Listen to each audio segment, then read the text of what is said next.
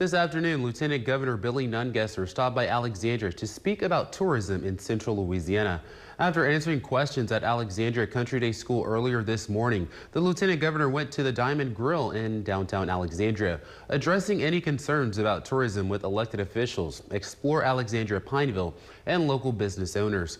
One of Nungesser's main goals is to increase the number of visitors by promoting more affordable, family-friendly Mardi Gras events in Louisiana's smaller communities.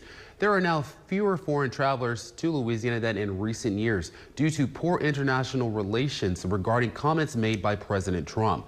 The Lieutenant Governor is working hard to restore the goodwill and harmony within the global community as it was in years prior. Because of the Greenland comments about taking over Greenland, we've got the UK, Finland, about 8 countries that are not recommending traveling to America right now, along with the comments about Canada being the 51st state. They are not sending tours of people to America. Now, we went to Canada to try to ease the tension, and we have a lot of friends in the travel business up there, but they said, Billy, if we send people, we'll be out of business.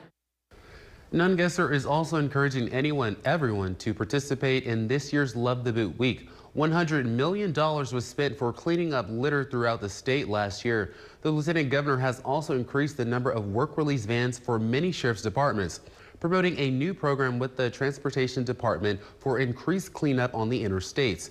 In September, a new program, Love Your Waterway, will be launched, a campaign to keep Louisiana's waterway systems clear of litter.